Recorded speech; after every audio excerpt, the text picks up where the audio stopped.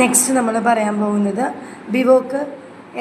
BVoc hospital management 6th സെമ്മിലെ medical sociology എന്ന സബ്ജക്റ്റിലെ മൂന്നാമത്തെ യൂണിറ്റാണ്. മൂന്നാമത്തെ യൂണിറ്റിൽ നമ്മൾ മെയിനായിട്ട് ഡിസ്കസ് ചെയ്യുന്നത് എന്താണെന്ന് വെച്ചാൽ സാമൂഹ്യ ശാസ്ത്രത്തിൻ്റെ ഒരു പ്രധാന ഘടകമെന്ന നിലയിൽ ആരോഗ്യ പരിപാലന സംവിധാനത്തെക്കുറിച്ചിട്ടുള്ള വിവരങ്ങൾ നൽകുക എന്നതാണ് ഈ യൂണിറ്റിൻ്റെ പ്രധാനമായിട്ടുള്ളൊരു ലക്ഷ്യം എന്ന് പറയുന്നത്. ഈ യൂണിറ്റ് നമ്മൾ പഠനം പൂർത്തിയാക്കുമ്പോൾ വിദ്യാർത്ഥികൾക്ക് എന്തൊക്കെ അടിസ്ഥാന അറിവുകളാണെന്ന് വെച്ചാൽ ആശുപത്രിയുടെ ഘടന, അതിൻ്റെ പ്രവർത്തനങ്ങൾ, ആരോഗ്യ സേവനങ്ങളെ അസമമായിട്ടുള്ള വിതരണവും ആരോഗ്യ സമത്വങ്ങളും തമ്മിലുള്ള ബന്ധങ്ങൾ, ആശുപത്രി ക്രമീകരണത്തിലെ പരസ്പര ബന്ധത്തിൻ്റെ അർത്ഥവും അതിൻ്റെ പ്രാധാന്യവും, വ്യക്തിബന്ധങ്ങളെക്കുറിച്ചുള്ള സിദ്ധാന്തങ്ങളും പഠനങ്ങളും, ട്രാൻസ് കൾച്ചറൽ നഴ്സിംഗ് പരിചരണത്തിൻ്റെ വികസനങ്ങൾ. സാമൂഹിക സംഘടന എന്ന നിലയിൽ എന്താണ് ഹോസ്പിറ്റൽ? കഴിഞ്ഞ 2 പതിറ്റാണ്ടുകളിലായിട്ട് ആരോഗ്യ സേവനങ്ങളോടുള്ള പൊതുജനങ്ങളുടെയും പ്രൊഫഷണലുകളുടെയും താല്പര്യം ഗണ്യമായിട്ട് വർദ്ധിച്ചു വരുന്നുണ്ട്. അങ്ങനെ 50 വർഷത്തിലേറെയായിട്ട് ആരോഗ്യ സേവനങ്ങളുടെ ഘടന, സംഘടന, ചലനാത്മകത, സ്വാധീനം എന്നിവയിൽ മെഡിക്കൽ സോഷ്യോളജിസ്റ്റുകൾക്ക് താല്പര്യമുണ്ട്. അങ്ങനെ അതേ കാലയളവിൽ നമ്മുടെ ആരോഗ്യ സംരക്ഷണ സംവിധാനം വികസിക്കുകയും നാടകീയമായിട്ട് മാറുകയും ചെയ്തിട്ടുണ്ട്. അടിയന്തരവും ഉയർന്നു വരുന്നതുമായിട്ടുള്ള ആരോഗ്യ പ്രശ്നങ്ങൾക്ക് തീവ്ര പരിചരണം നൽകുന്നതിൽ ശ്രദ്ധ കേന്ദ്രീകരിച്ചിരിക്കുന്നതിൽ നിന്ന് ദീർഘകാലവും അവസ്ഥകളുള്ള ഒരു വ്യക്തികളെ പിന്തുണയ്ക്കുന്നതിനൊപ്പം നമുക്ക് ചെലവുകൾ നിയന്ത്രിക്കുന്നതിനും പാടുപെടുന്ന കൂടുതൽ വ്യാപകമായിട്ടുള്ള ഒരു സംവിധാനത്തിലേക്ക് മാറിയിട്ടുണ്ട്. അങ്ങനെ ആരോഗ്യ സേവനങ്ങളിലുള്ള മെഡിക്കൽ സോഷ്യോളജിക്കൽ താല്പര്യം ഇതേ മാതൃക പിന്തുടർന്ന് ഔപചാരികമായിട്ടുള്ള ആരോഗ്യ സംരക്ഷണ വിധാന സംവിധാനത്തിനുള്ളിലുള്ള വൈവിധ്യമാർന്ന ക്രമീകരണങ്ങൾ, അവസ്ഥകൾ, പ്രക്രിയകൾ എന്നിവ പരിശോധിക്കുന്നതിനായിട്ട് വികസിപ്പിച്ചിട്ടുണ്ട്. അതിൽ നമുക്ക് അത്ര അതിശയിക്കാനൊന്നുമില്ല. സ്കോളർഷിപ്പ് തുടക്കത്തിൽ പ്രധാനമായിട്ടും ശ്രദ്ധ കേന്ദ്രീകരിച്ചത് ആരോഗ്യ സംരക്ഷണ സംവിധാനങ്ങളുടെ ഘടനാപരവും സ്ഥാപനപരവുമായിട്ടുള്ള അടിത്തറകൾ മനസ്സിലാക്കുന്നതിനും പിന്നീട് സാമൂഹിക ഗ്രൂപ്പുകൾക്കുടനീളം ആരോഗ്യ സംരക്ഷണത്തിലേക്കുള്ള പ്രവേശനത്തിലെ വ്യതിയാനങ്ങൾ പര്യവേക്ഷണം ചെയ്യുന്നതിനുമായിരുന്നു. അടുത്തിടെ സാമൂഹ്യ ശാസ്ത്ര ആരോഗ്യ സേവന ഗവേഷണം ആരോഗ്യ സേവന സ്ഥാപനങ്ങൾക്കുള്ളിലെ ഘടനയിലും ചലനാത്മകതയിലും ഈ ഘടകങ്ങൾ വ്യത്യസ്ത ഗ്രൂപ്പുകൾക്കും കമ്മ്യൂണിറ്റികൾക്കുമുള്ള പ്രവേശനത്തെയും ക്ലിനിക്കൽ ഫലങ്ങളെയും എങ്ങനെ രൂപപ്പെടുത്തുന്നു എന്നതിലും ശ്രദ്ധ കേന്ദ്രീകരിച്ചിട്ടുണ്ട്. അങ്ങനെ മാനേജ്ഡ് കെയറിന് മുമ്പ് ആശുപത്രികൾ പ്രധാനമായിട്ടും സ്വയംഭരണ യൂണിറ്റുകളായിട്ടാണ് പ്രവർത്തിച്ചിരുന്നത്. ഇന്ന് മിക്ക ആശുപത്രികളിലും സ്പെഷ്യാലിറ്റികൾ, അനുബന്ധ ആരോഗ്യ സംരക്ഷണ ഏജൻസികളുടെ ഏറ്റെടുക്കലുകൾ അല്ലെങ്കിൽ ലയനം, പുതിയ ആംബുലേറ്ററി കെയർ സൗകര്യങ്ങൾ, ഫോർ എക്സാമ്പിൾ അടിയന്തര പരിചരണ കേന്ദ്രങ്ങൾ, ഔട്ട് പേഷ്യൻ്റ് ശസ്ത്രക്രിയാ കേന്ദ്രങ്ങൾ, സ്പെഷ്യാലിറ്റി ബ്രാഞ്ച് ആശുപത്രികൾ, ഫോർ എക്സാമ്പിൾ കുട്ടികളുടെ കാർഡിയാക് ഓർത്തോപീഡിക് ആശുപത്രികൾ, ആൻഡേഴ്സൺ ആൻഡ് മൾട്ട്നർ, അതുപോലെ തന്നെ ഗെയ്റ്റ്ലർ 2023 വെബ്നർബർഗ് എന്നിവയുടെ വികസനങ്ങളൊക്കെ ഇതിൽ പെടുന്നുണ്ട്. അത് വിശാലവും പ്രാദേശികമായിട്ട് കേന്ദ്രീകരിച്ചതുമായിട്ടുള്ള ആരോഗ്യ ശൃംഖലയുടെ കേന്ദ്രങ്ങളായിട്ട് മാറിക്കൊണ്ടിരിക്കുകയാണ്. ഓക്കെ, അതാണ് ഈ ഒരു ഭാഗത്തായിട്ട് നമ്മൾ ഡിസ്കസ് ചെയ്തത്. പിന്നെ എന്താണെന്ന് വെച്ചാൽ നമ്മൾ ഈ മാനേജ്ഡ് കെയറിന് മുമ്പ് ആശുപത്രികൾ പ്രധാനമായിട്ടും സ്വയംഭരണ യൂണിറ്റുകളായിട്ടാണ് പ്രവർത്തിച്ചിരുന്നത്. അപ്പോൾ ഒട്ടുമിക്ക ആശുപത്രികളും ഇന്ന് സ്പെഷ്യാലിറ്റികൾ നമ്മൾ പറഞ്ഞല്ലോ. അങ്ങനെ ഈ പരിചരണം സംയോജിപ്പിക്കുന്നതുമായിട്ട് ബന്ധപ്പെട്ട വെല്ലുവിളികളും കൂടുതൽ സങ്കീർണമായിട്ടുള്ള ആരോഗ്യ സംരക്ഷണ സംവിധാനങ്ങൾക്കുള്ളിൽ പ്രവർത്തിക്കുന്ന അന്തർഘടനാപരമായിട്ടുള്ള ചലനാത്മകതയും എടുത്തു കാണിക്കുന്നതിൽ സാമൂഹ്യ ശാസ്ത്രജ്ഞർ നിർണായക പങ്ക് വഹിച്ചിട്ടുണ്ട്. ഫോർ എക്സാമ്പിൾ നമ്മൾ പറയുകയാണെങ്കിൽ ഫ്ലഡ് ആൻഡ് ഫിനർ 1995, ലൈറ്റ് 2024, സ്കോട്ട് 2020, അതുപോലെ തന്നെ ഈ സംഘടനാപരമായിട്ടുള്ള മാറ്റങ്ങൾ മനസ്സിലാക്കേണ്ടത് നിർണായകമാണ്. കാരണം അവ മെഡിക്കൽ ജോലികളുടെ സ്വഭാവത്തിലും ആരോഗ്യ സേവനങ്ങളുടെ വിതരണത്തിലുമുള്ള അടിസ്ഥാനപരമായിട്ടുള്ള മാറ്റങ്ങൾ പ്രതിഫലിപ്പിക്കുന്നുണ്ട്. ആരോഗ്യ സംരക്ഷണ സ്ഥാപനങ്ങൾ കൂടുതൽ സ്പെഷ്യലൈസ് ചെയ്തതും അതുപോലെ തന്നെ ആധുനികമായിട്ട് വ്യത്യസ്ത സാങ്കേതികമായിട്ട് അധിഷ്ഠിതമായിട്ടുള്ളതാണ്.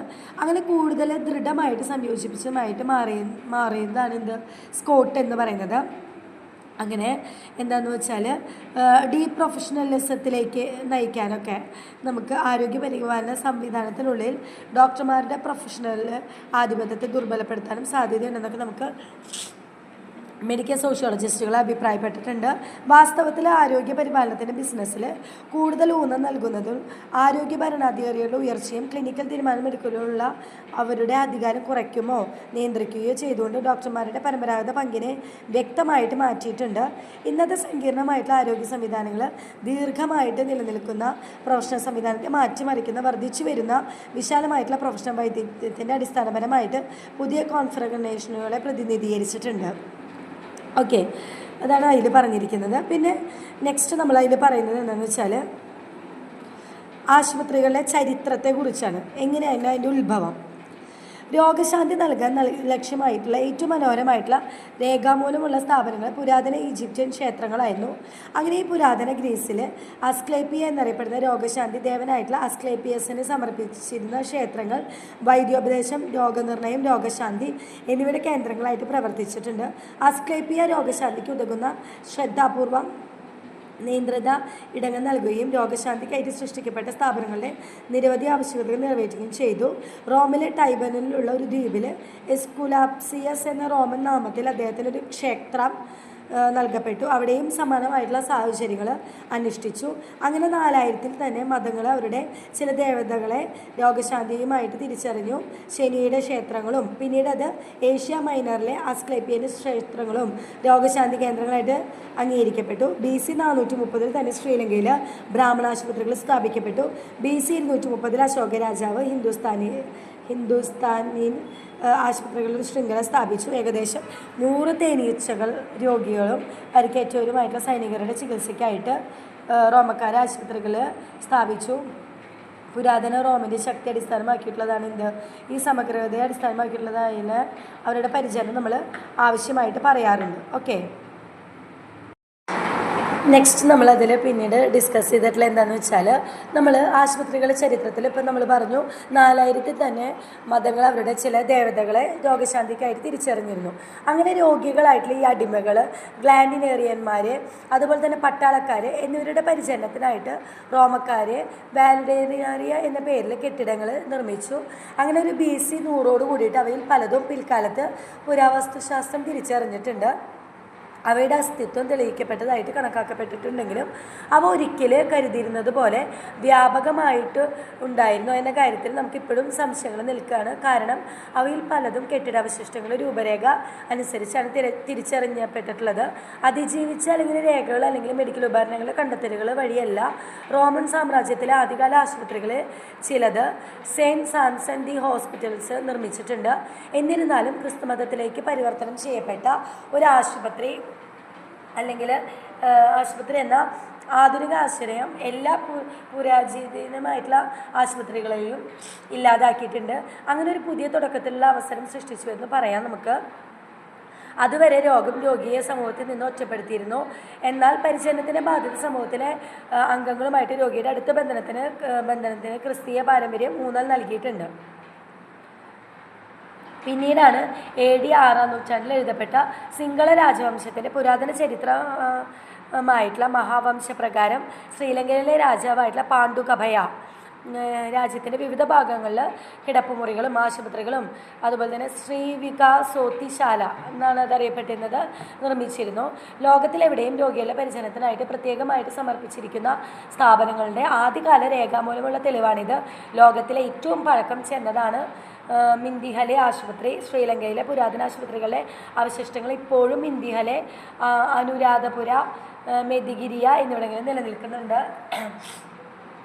പിന്നെ റോമൻ സാമ്രാജ്യത്തിൽ ക്രിസ്തുമതം അംഗീകൃതമായിട്ട് പ്രഖ്യാപിക്കപ്പെട്ടത് എന്താണെന്ന് വെച്ചാൽ പരിചരണ വ്യവസ്ഥയുടെ വികാസത്തിന് കാരണമായിട്ട് AD 325 നടന്ന 1-ാം നിക്കിയ കൗൺസിലിങ്ങിനെ തുടർന്ന് എല്ലാ കത്തീഡ്രൽ പട്ടണങ്ങളിലും ഒരു ആശുപത്രികളുടെ നിർമ്മാണം ആരംഭിച്ചു. അങ്ങനെ കോൺസ്റ്റാന്റിനോപ്പിളിൽ വൈദ്യനായിട്ടുള്ള സെൻറ്റ് സാംസൺ നിർമ്മിച്ചതും ആധുനിക തുർക്കിയിലെ സിസേറിയയിലെ ബിഷപ്പായിട്ടുള്ള ബാസിലും നിർമ്മിച്ചിട്ടുള്ളതായിരുന്നു. ദെൻ ആദ്യകാല ആശുപത്രികൾ ബസിലിയാസ് എന്ന് വിളിപ്പിക്കപ്പെട്ടിരുന്ന രണ്ടാമത്തേത് ഒരു നഗരത്തോട് സാമ്യമുള്ളതും ഡോക്ടർമാർക്കും നഴ്സുമാർക്കും താമസ സൗകര്യം വിവിധ ഭാഗങ്ങളിലുള്ള രോഗികൾക്ക് പ്രത്യേക കെട്ടിടങ്ങളും അതുപോലെ തന്നെ ഉൾപ്പെടുത്തിയിട്ടിരുന്നു. ഈ കുഷ്ഠരോഗികൾക്കായിട്ട് ഒരു പ്രത്യേക വിഭാഗം ഉണ്ടായിരുന്നു. ചില ആശുപത്രികളിൽ ലൈബ്രറികളും പരിശീലന പരിപാടികൾ പരിപാലിക്കുന്നതിനും ഡോക്ടർമാർ അവരുടെ മെഡിക്കൽ ഫാർമക്കോളജിക്കൽ പഠനങ്ങൾ കയ്യെഴുത്തുകളിലും അതുപോലെ തന്നെ സമാഹരിക്കലുകളും ചെയ്തിട്ടുണ്ട്. അങ്ങനെ ഇന്നൊരു ആശുപത്രിയിൽ ക്രിസ്ത്യൻ കാരുണ്യവും ബൈസൻ്റെയും നവീകരണം നയിക്കുന്ന ഒരു കണ്ടുപിടുത്തമായിട്ട് നാം കണക്കാക്കുന്ന അർത്ഥത്തിൽ ഒരു രോഗി വൈദ്യപരിചരണം എന്നാണ് ഇത് അറിയപ്പെട്ടിരുന്നത്. ഓക്കെ, ഇത്രയാണ് ഈ ഒരു ഭാഗത്തിൽ നമ്മൾ പറഞ്ഞത്. പിന്നീട് എന്താണെന്ന് വെച്ചാൽ ഗുഷേണ്ടാപൂരിൽ ഒരു ആശുപത്രി മെഡിക്കൽ പരിശീലന കേന്ദ്രവും പിന്നീട് നിലവിൽ വന്നു. ഈ ഗുഷേണ്ടാപൂർ നഗരം CE 271